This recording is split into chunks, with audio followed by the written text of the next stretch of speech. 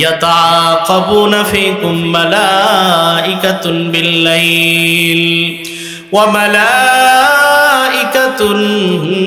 বিন-নাহার।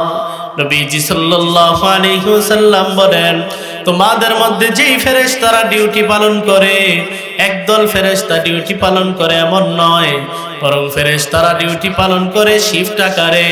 একদল ফেরেশতা দিনের বেলায়, আরেকদল ফেরেশতা রাতের বেলায়। ওয়াজতামিউনা ফি সালাতিল আসরি ওয়া সালাতিস সুবহি। দুই দল ফেরেশতার সাক্ষাৎ হয় আসরের সময় আর ফজরের সময়। দুই দল ফেরেশতা দুনো দলের সাথে সাক্ষাৎ আর মোলাকাত হয় দুই সময়ের মধ্যে, আসরের সময় আর কোন সময়? ফজরের সময়।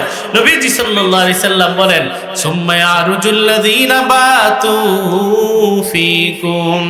যেই ফেরেশতারা রাতের বেলায় ডিউটি পালন করে, ফজরের সময় তারা আল্লাহর কাছে যায়। আল্লাহর কাছে যাওয়ার পর আল্লাহ পাক রব্বুল আলামিন ফেরেশতাদেরকে ডাক দিয়া বলেন, কাইফা তারাকতুম ইবাদি, ও ফেরেশতারা আমার বান্দাদেরকে কোন অবস্থায় রেখে আসছো একটু কারগুজারি শোনাও। বিসমিল্লাহির রহমানির রহিম। হাফিজু আলাস সালাওয়াত ওয়াস সালাতিল উসতা ওয়া কুমু লিল্লাহি কানিতিন। وقال رسول الله صلى الله تعالى عليه وسلم،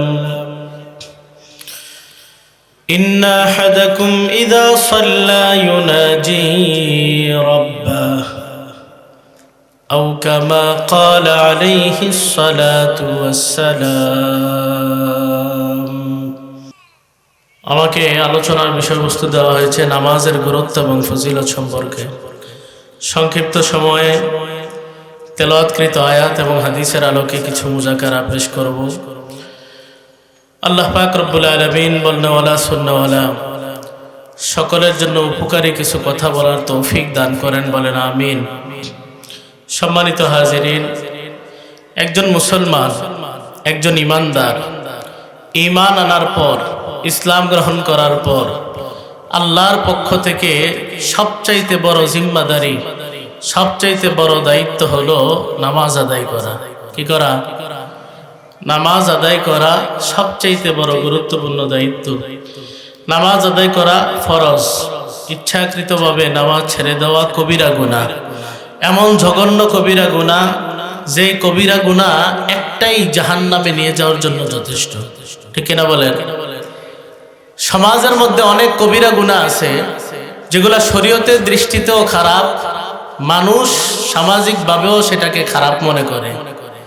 যেমন কথার কথা চুরি করা, মদ পান করা, জিনা ব্যভিচারের মতো জঘন্য হারাম কাজে লিপ্ত হওয়া। এই কাজগুলো শরীয়তের দৃষ্টিতেও খারাপ, সমাজের দৃষ্টিতেও খারাপ। ঠিক কিনা বলেন? চুরি করা কবিরা গুনাহ।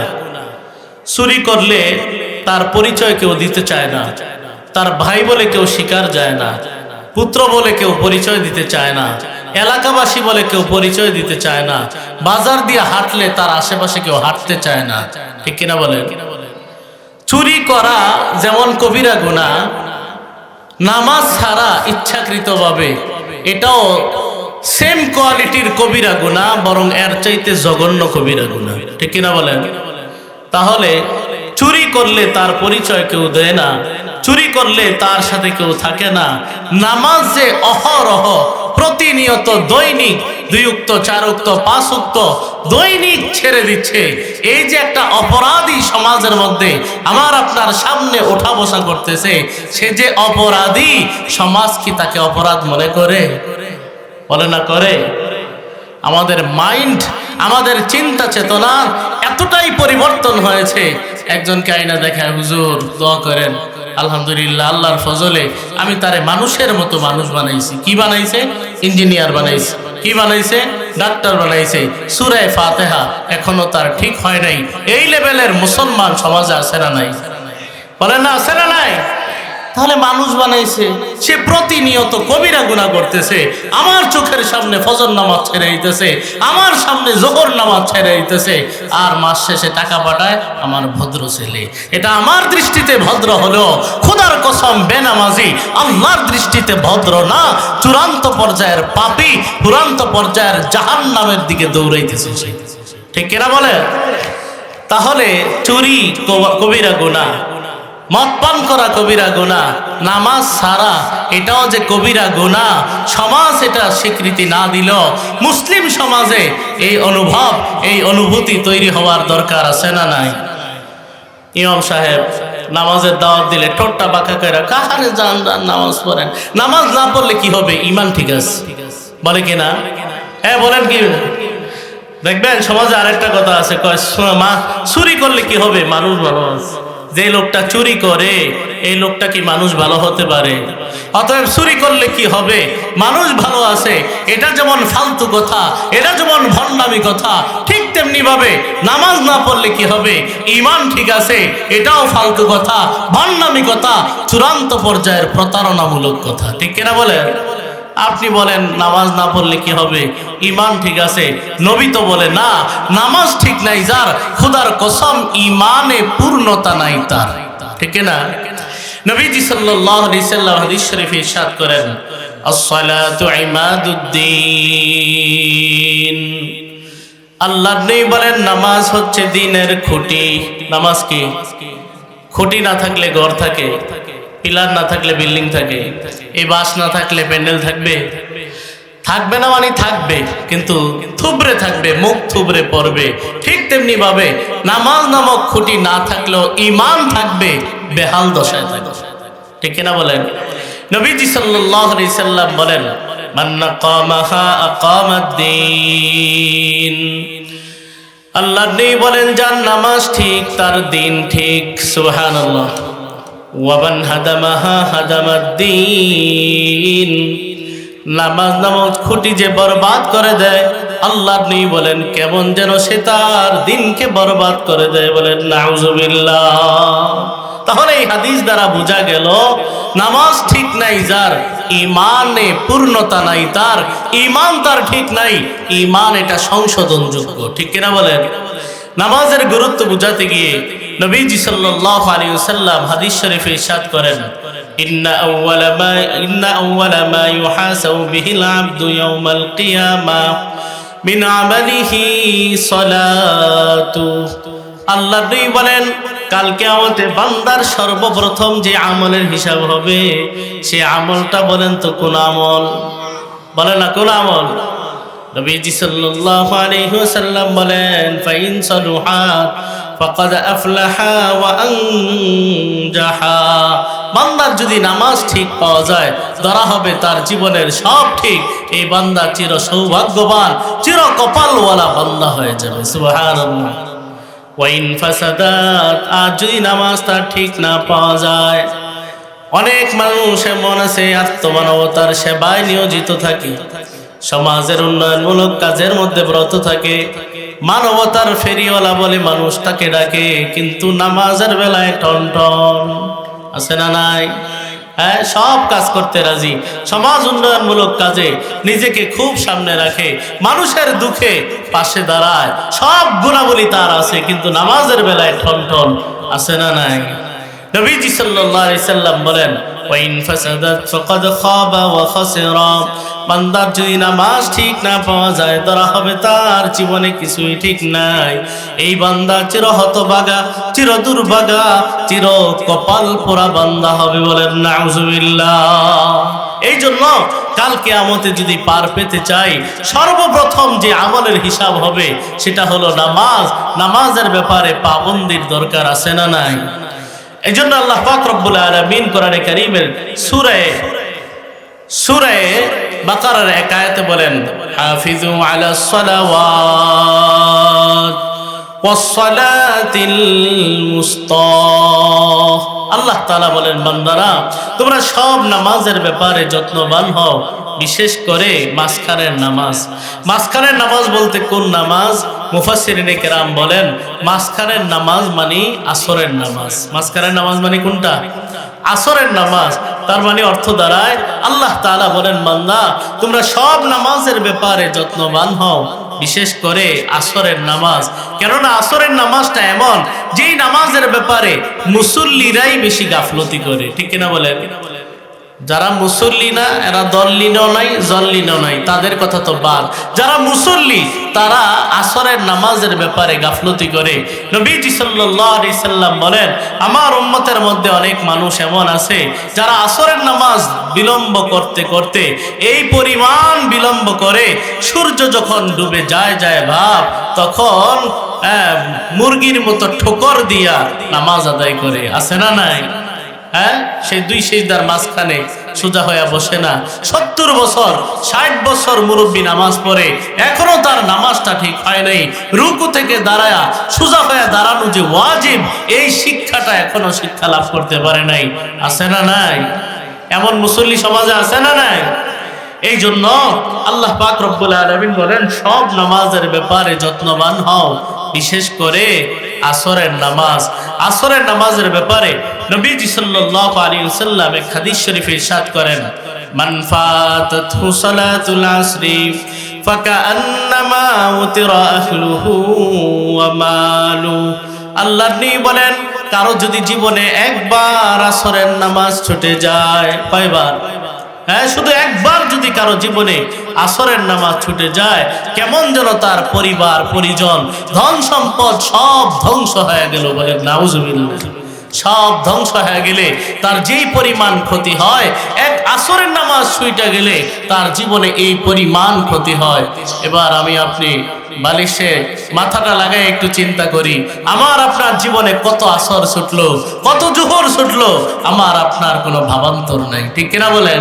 আসরের নামাজটা গুরুত্বপূর্ণ হওয়ার আরেকটা কারণ হলো, এই আসরের সময়টা এমন সময় যেই সময়ের মধ্যে আল্লাহ পাক রব্বুল আলামিন ফেরেশতাদের সাক্ষ্য প্রদানের মাধ্যমে বান্দার শ্রেষ্ঠত্ব তুলে ধরেন। সুবহানাল্লাহ। সেটা কিভাবে? নবীজি সাল্লাল্লাহু আলাইহি সাল্লাম বলেন, ইয়াতাকাবুনা ফীকুম মালাইকাতুন বিল-লাইল ওয়া মালাইকাতুন বিন-নাহার। নবীজি সাল্লাল্লাহু আলাইহি ওয়াসাল্লাম বলেন, তোমাদের মধ্যে যেই ফেরেশতারা ডিউটি পালন করে, একদল ফেরেশতা ডিউটি পালন করে এমন নয়, বরং ফেরেশতারা ডিউটি পালন করে শিফট আকারে। একদল ফেরেশতা দিনের বেলায়, আরেকদল ফেরেশতা রাতের বেলায়। ওয়াজতামিউনা ফি সালাতিল আসরি ওয়া সালাতিস সুবহি। দুই দল ফেরেশতার সাক্ষাৎ হয় আসরের সময় আর ফজরের সময়। দুই দল ফেরেশতা, দুনো দলের সাথে সাক্ষাৎ আর মোলাকাত হয় দুই সময়ের মধ্যে, আসরের সময় আর কোন সময়? ফজরের সময়। নবীজি সাল্লাল্লাহু আলাইহি সাল্লাম বলেন, সুম্মা ইয়ারুজুল্লাযীনা বাতু ফীকুম। যেই ফেরেশতারা রাতের বেলায় ডিউটি পালন করে, ফজরের সময় তারা আল্লাহর কাছে যায়। আল্লাহর কাছে যাওয়ার পর আল্লাহ পাক রব্বুল আলামিন ফেরেশতাদেরকে ডাক দিয়া বলেন, কাইফা তারাকতুম ইবাদি। ও ফেরেশতারা, আমার বান্দাদেরকে কোন অবস্থায় রেখে আসছো একটু কারগুজারি শোনাও। সুবহানাল্লাহ। আচ্ছা বলেন তো, আমরা কি করি না করি এ ব্যাপারে ফেরেশতাদের চাইতে আল্লাহ কম জানেন না বেশি জানেন? এরপরেও কেন আল্লাহ তাআলা কারগুজারি শুনতে চাইলেন? আল্লাহ চাইলেন ফেরেশতাদের মুখেই যেন বান্দার শ্রেষ্ঠত্বের কথা তুলে ধরা হয়। সুবহানাল্লাহ। ফেরেশতারা এবার আল্লাহকে ডাক দিয়ে বলে, আল্লাহ কেমন বান্দা বানাইলেন, এমন আশিক দিওয়ানা বান্দা আপনি বানাইলেন। আতাইনাহুম ওয়া হুম ইউসাল্লুন। আয় আল্লাহ, রাতের বেলায় ডিউটি পালন করার সময় আমরা যখন আসরের সময় দুনিয়াতে গেলাম, রাতের বেলায় ডিউটি পালন করার জন্য আমরা যখন আসরের সময় দুনিয়াতে গেলাম, তখন গিয়া দেখি এরা নামাজ পড়ে। সুবহানাল্লাহ। হ্যাঁ, রাতের বেলায় ডিউটি পালন করার জন্য দুনিয়াতে আগমন করি আসরের সময়, তখনও গিয়া দেখি এরা নামাজ পড়ে। ওয়াতারাকনাহুম ওয়া হুম ইউসাল্লুন। এই যে মাত্র রাইখা আসলাম, এখনো দেখি তারা নামাজ আদায় করতেছে। সুবহানাল্লাহ। এই জন্য আসরের নামাজের গুরুত্বটা একটু বেশি। তাহলে আল্লাহ পাক রব্বুল আলামিন বলেন, তোমরা সব নামাজের ব্যাপারে যত্নবান হও, বিশেষ করে কোন নামাজ? আসরের নামাজ। নামাজের ব্যাপারে যত্নবান হওয়ার ফায়দা কি?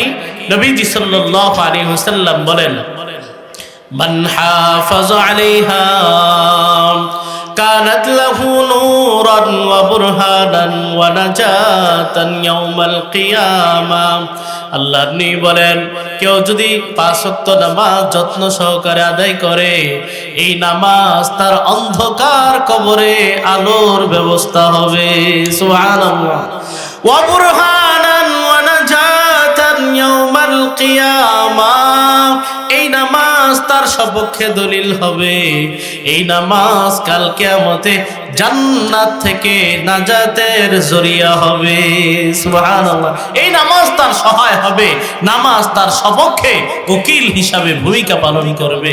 নবীজি সাল্লাল্লাহু আলাইহি সাল্লাম বলেন, ওয়া মান লাম ইউহাফিজ আলাইহা, নামাজের ব্যাপারে যে যত্নবান হবে না, 1 ওয়াক্ত পড়লে আর 3 ওয়াক্তের খবর নাই, শুক্রবারে একবার পড়লে আর সারা সপ্তাহের খবর নাই, এমন সাপ্তাহিক মুসল্লি আছে না নাই?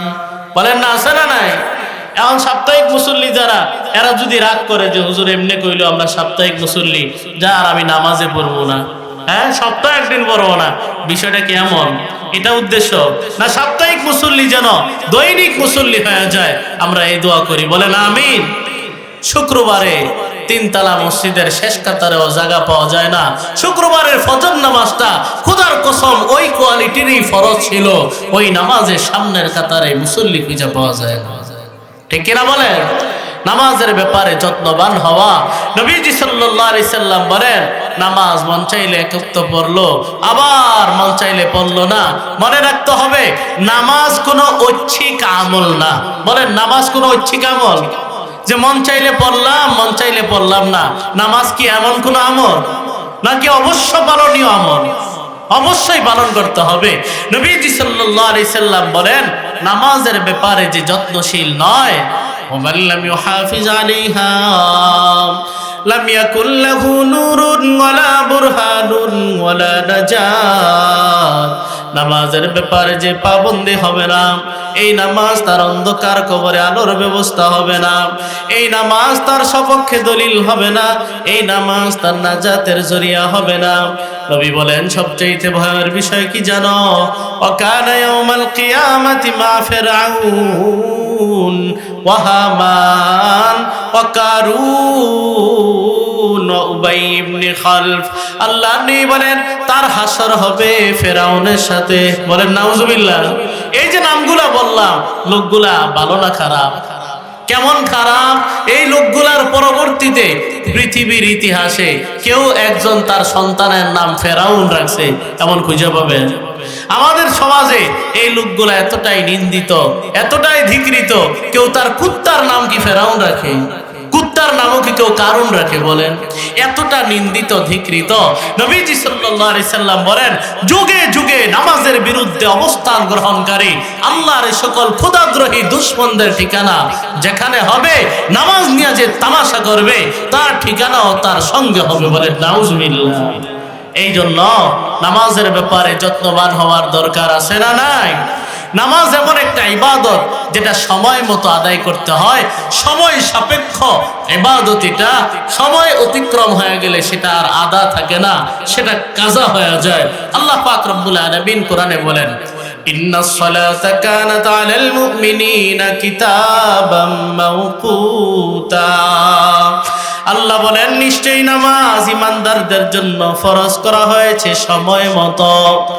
সময়ের মধ্যে নামাজ আদায় করা, এটাই হলো আল্লাহর বিধান। নবী বলেন, সাহাবীর প্রশ্ন, আইয়ুল আমালি আহাব্বু ইলাল্লাহ, ওগো আল্লাহর রাসূল, আল্লাহর কাছে সবচেয়ে প্রিয় আমল কোনটা?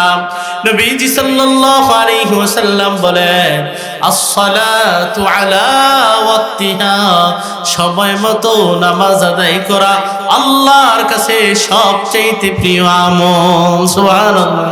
সাহাবী একজন বাজারে গেছে, গিয়ে দেখি কি ব্যাপার, দোকানদারও নাই, কাস্টমারও নাই, পুরা বাজার পিন পতন নীরব। হঠাৎ করে খেয়াল করে দেখে, হ্যাঁ এটা তো নামাজের সময়। সুবহানাল্লাহ।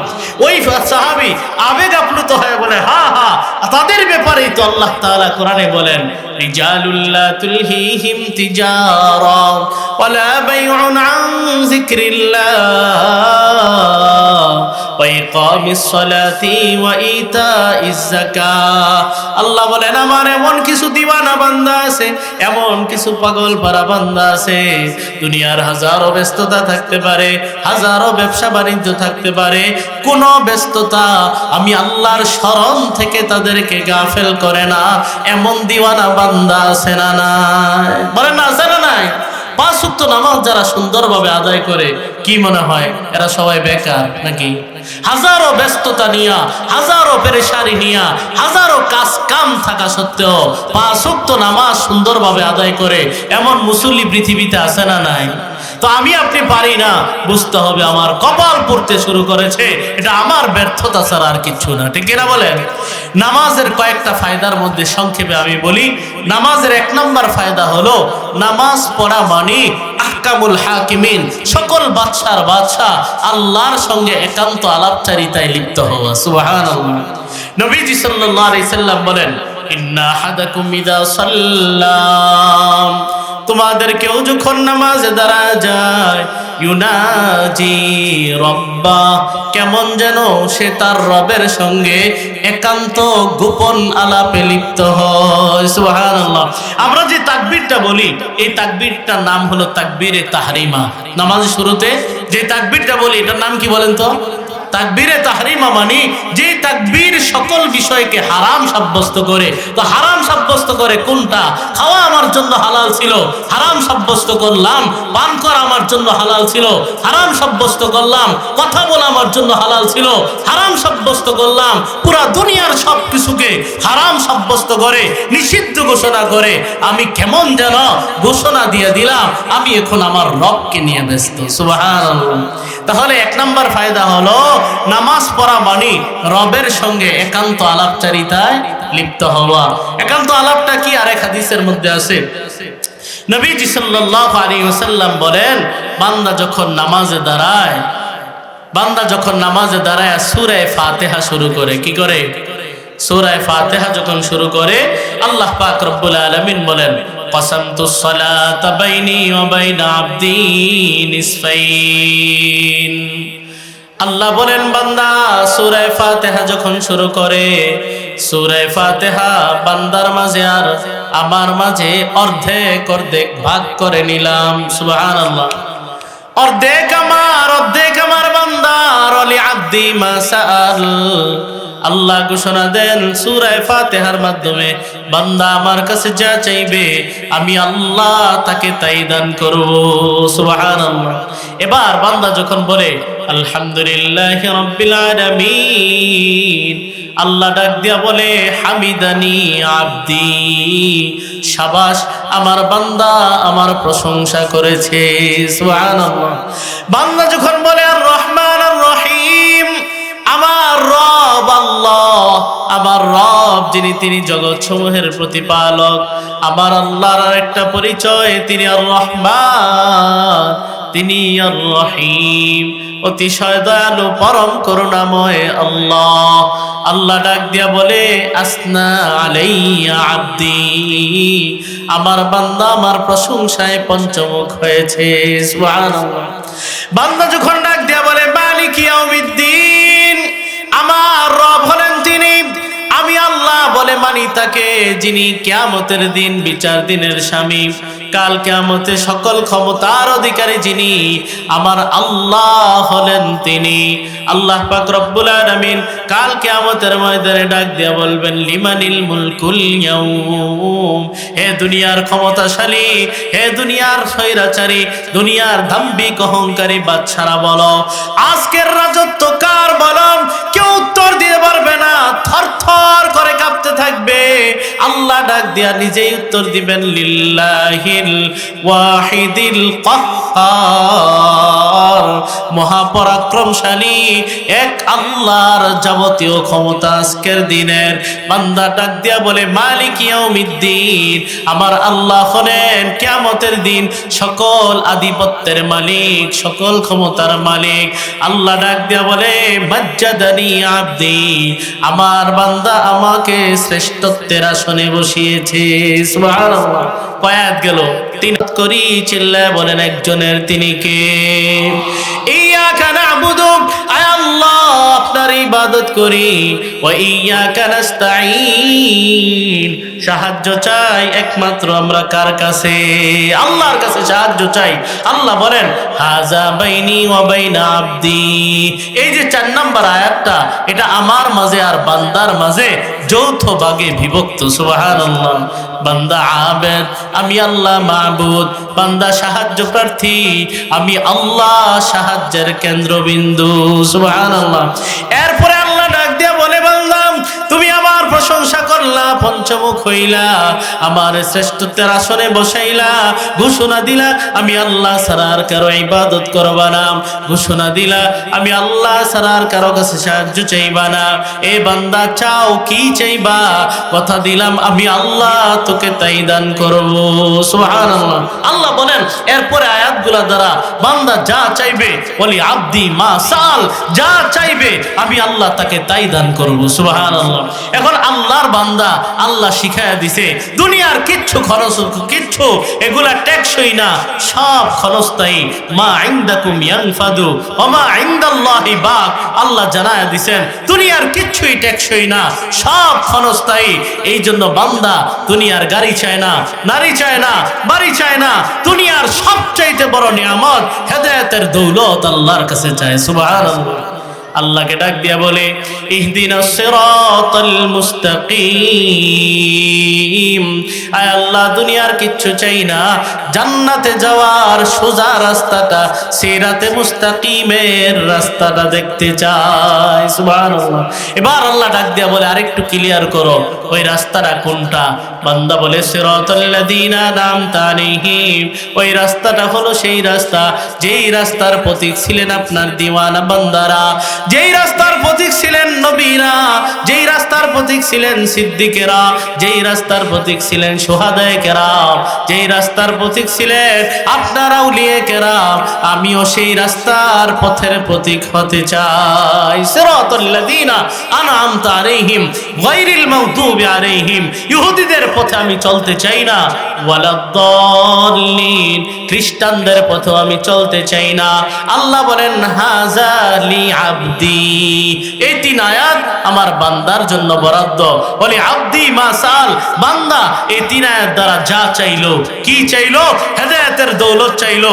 আল্লাহ বলেন আমি আল্লাহ তাকে হেদায়েতের উপরে অটল থাকার তৌফিক দিয়ে দিলাম। সুবহানাল্লাহ। এই জন্য যারা নামাজ পড়ে, কন্টিনিউ নামাজ পড়ে, দেখবেন স্বাভাবিক অবস্থা এমন যে নামাজি অবস্থায়, ভালো অবস্থায় তার মরণ হয়। ঠিক কিনা বলেন? ওই যে নামাজের মাধ্যমে আল্লাহর কাছে বারবার হেদায়েতের উপরে অটল থাকার তৌফিক চায়, এভাবে চাইতে চাইতে আল্লাহর ফজলে শেষ অবস্থাটাও তার সুন্দর হয়। সুবহানাল্লাহ। এই জন্য দেখবেন যারা সারা জীবন ইমামতি করছে, সারা জীবন নামাজ নিয়ে ছিল, সারা জীবন মসজিদ নিয়ে ছিল, তাদের মৃত্যুটা অনেক সুন্দর হয়। ঠিক কিনা বলেন? আশেপাশে খোঁজ নিয়ে দেখবেন আমার নানা এক মসজিদে কাটাইছেন 45 বছর। কত বছর? আহারে মৃত্যু যে কত সুন্দর হয়েছে। আমার আব্বা এক মসজিদে ইমামতি করছেন 27 বছর, বাড়িতে আসার পর আরেক মসজিদে প্রায় 8-10 বছর। মৃত্যুটা কেমন হয়েছে? মাগরিবের নামাজ বাকায়দা জামাতে পড়াইছেন, এশার নামাজ নিজে পড়ছেন, কইরা শুইতে যাইবেন ওই মুহূর্তে তার মরণ হয়েছে।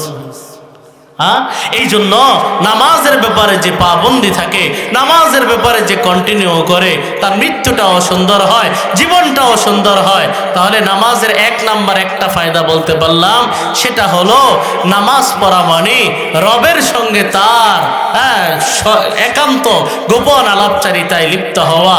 আল্লাহ পাক রব্বুল আলামিন আমাদের সকলকে আল্লাহর পছন্দের তরিকায়, নবীজির পছন্দের তরিকায়, আল্লাহর পছন্দের নামাজ আল্লাহর দরবারে উপহার দেওয়ার তৌফিক দান করেন। বলেন আমিন। ওয়া আখিরু দাওয়ানা আনিল হামদুলিল্লাহি রাব্বিল আলামিন। আসসালামু আলাইকুম ওয়া রাহমাতুল্লাহি ওয়া বারাকাতুহু।